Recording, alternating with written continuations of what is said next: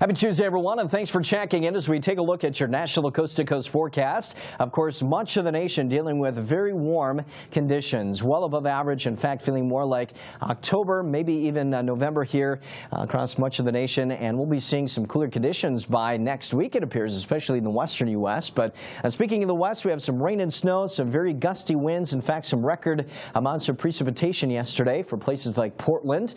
Some weekend severe storms may be developing as well, especially in the lower Mississippi Valley. So take a look at the lines of equal air pressure. Notice generally how they go from west to east. We call this a zone of flow, and that generally keeps us pretty mild. And then these weak pieces of energy breaking off from the main waves of energy in the Pacific Northwest kind of just cross through the northern tier of the nation with very little amounts of precipitation. Now, over the next several days, we'll have that continuing across the far north. A lot of the precip is going to be adding up over the 3 to 5 day time period in the west. Some snow in the central and northern Rockies, the Sierra Nevada range, and the Cascades. But this particular area of low pressure, noticing on Thursday, will actually go into developing a much larger storm system over the central U.S. by this weekend. So that's what we're getting in on this particular precipitation, maybe accompanied by a few thunderstorms, which could be strong to severe. We'll be watching for that, but the heaviest accumulation over that 5 day period could be reaching double digits in terms of liquid. Again, some high elevation snow from the central and the northern Rockies to the Sierra Nevada range and again the northern Cascades, maybe a foot plus,